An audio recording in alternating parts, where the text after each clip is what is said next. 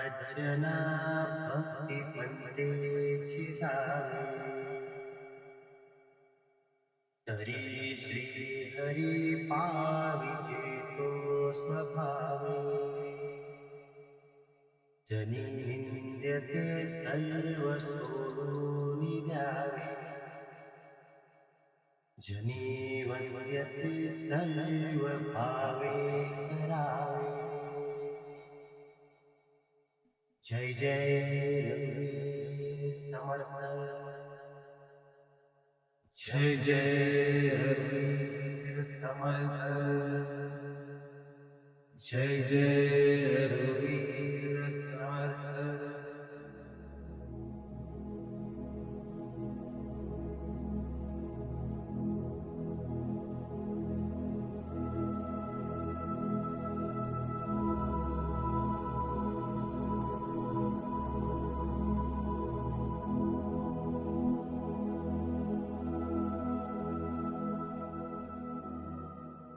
सुप्रभात मंडळी, नमस्कार. पुन्हा एकदा स्वागत आहे आपलं यूट्यूब चॅनलवरती. मी आता आलो आहे साताऱ्यामध्ये सज्जनगडावरती. खूप दिवसापासून चाललेलं समर्थांचं दर्शन घ्यायचं, ते होत नव्हतं सक्सेस, पण आता झालं आहे. आणि संजय आता साताऱ्याचाच आहे म्हणून त्यांनी प्लॅन केला बरोबर, तर हो बोललो त्यासाठी. आणि आलो आता सज्जनगडावरती. तर आता पायथ्याशीच आहे. आता फ्रेश वगैरे होऊन आम्ही चाललो होतो वरती. तरी जाऊन आपण बघूया. 240 पायऱ्या चढायच्यात, किती टाइम लागतो बघूया. चला. तर आता आपण चालायला स्टार्ट केलंय आणि आपल्यासोबत या टायमाला स्वप्नील आहे. स्वप्नील, पुनीत आहे इकडे. त्याच्यानंतर साईनाथ आहे. आणि इकडे नवीन आपल्यात मेंबर आली आहे, ऐश्वर्या. तर आपण आता केलं स्टार्ट चालायला. 240 पायऱ्या चढायच्यात आपल्याला. भीमरूपी महारुद्रा वज्र हनुमान मारुती वनारी अंजनी सुता रामदूता प्रभंजना महाबली प्राणदाता सकळा उठवी बळे सौख्यकारी दुःखहारी दूत वैष्णव गायका दीनानाथा हरिरूपा सुंदरा जगदंतरा पाताल देवता हंता भव्य सिंधूर लेपना लोकनाथा जगन्नाथा प्राणनाथा पुरातना पुण्यवंता पुण्यशीला पावना परितोषका. साधारण 15 ते 20 मिनिटाचा ट्रेक करून आपण पोहोचलोय गडाच्या महाद्वाराजवळ. श्री छत्रपती शिवाजी महाराज महाद्वार. या द्वारातून आत आल्यानंतर काही पायऱ्या सर केल्यानंतर आपल्याला दुसरा द्वार लागतो. त्याचं नाव आहे श्री समर्थ महाद्वार. पूर्वी या गडाचं नाव परळीचा किल्ला असं, पण समर्थ रामदास स्वामींनी इथे दीर्घकाळ वास्तव्य केल्यामुळे या गडाला सज्जनगड असं पवित्र नाव मिळालं. साधारण समुद्र सपाटीपासून सुमारे 4500 फूट उंचीवर असलेला सज्जनगड साताऱ्यापासून अंदाजे 25 किलोमीटर अंतरावर आहे. गडावर जाण्यासाठी व्यवस्थित पायऱ्यांची वाट आहे. वाटेत हिरवीगार झाडं, थंड हवा आणि पक्ष्यांचे आवाज हा प्रवास अजूनच सुंदर बनवतो. पावसाळ्यात तर संपूर्ण परिसर निसर्गाच्या हिरव्या चादरीत लपेटलेला दिसतो. सकाळी लवकर किंवा संध्याकाळी इथे येणे खूपच छान वाटते. तसेच साक्षात समर्थ रामदासांनी या गडावर वास्तव्य केल्यामुळे त्यांची सकारात्मक ऊर्जा आजही इथे जाणवते. गडावर आल्यावर सर्वात आधी दिसतं ते समर्थ रामदास स्वामींचं समाधी मंदिर. इथे वातावरण खूपच पवित्र आहे. दररोज काकड आरती, दुपारची पूजा आणि संध्याकाळची आरती, भजन, नामस्मरण आणि श्लोकामुळे इथे थांबल्यावर वेळ कसा जातो ते कळतच नाही. सज्जनगडावरून दिसणारा परिसर खूपच मनमोहक आहे. दूरवर पसरलेले डोंगर, दऱ्या, ढग आणि साताऱ्याचं निसर्गमय सौंदर्य पाहून मन एकदम भरून येते. समर्थांनी गडावर प्रभू श्रीरामाचे सुंदर असे मंदिर बांधलेले आपल्याला पाहायला मिळते. मंदिरा शेजारीच भव्य असे महाप्रसादालय असून येणाऱ्या भाविकांसाठी नियमितपणे महाप्रसादाची व्यवस्था उपलब्ध आहे. गडावर पाण्याचे 4 तलाव असून ते आज देखील पूर्णपणे उपयोगात आहे व त्याचा उपयोग दैनंदिन वापरासाठी.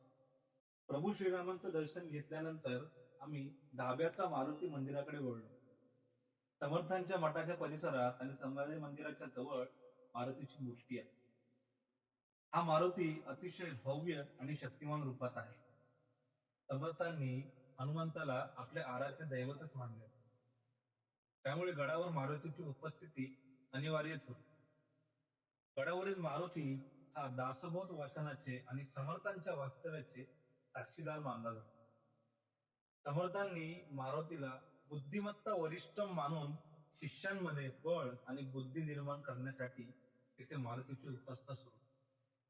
थोडक्यात सांगायचे झाले तर सज्जनगडावर मारुती हे केवळ रक्षक नाहीत, तर समर्थ रामदास स्वामींच्या शक्ती आणि भक्ती या सूत्राचे प्रतीक आहे. गडावर जाताना आजही मारुतीचे दर्शन घेतल्याशिवाय समर्थांच्या समाधीचे दर्शन काय पूर्ण होत नाही असे मानले जाते. आपल्या आयुष्याची दिशा शोधून दे हनुमान, जिवंत सुनी मेलेल्या देसंची पणयान. तू विचार जे मनातले, तू जाळी त्याची लंका. विश्वास दे, प्रकाश दे, वाचल्या यशाचा ढंका. रामदासाच्या पुण्याईची काय सांगू महती. 11 गावी प्रकट झाले 11 मारुती. रामदासाच्या पुण्याईची काय सांगू महती. 11 गावी प्रकट झाले 11 मारुती. सज्जनगड झाल्यावर आम्ही विंडमिल फार्मसाठी प्रसिद्ध असलेल्या चाळकेवाडीकडे निघालो. येथे बाईक रायडिंग करत असताना आलेले अनुभव शब्दामध्ये न व्यक्त करण्यासारखे आहे. चाळकेवाडी हे ठिकाण सह्याद्रीच्या डोंगर रांगेवरील एका मोठ्या पठारावर वसलेले आहे. इथे शेकडो पवनचक्क्या बसवलेल्या असून आशिया खंडातील सर्वात मोठ्या पवन ऊर्जा प्रकल्पांपैकी हे एक मानले जाते. आणि या पवनचक्क्यांमुळे हे पठार एखाद्या परदेशातील ठिकाणासारखे दिसते. पावसाळा आणि हिवाळा हे ठिकाण पाहण्यासाठी सगळ्यात उत्तम असा काळ आहे. पावसाळ्यातील हे पठार एकदम हिरवेगार होते आणि ढग जमिनीवर उतरल्याचा भास होतो.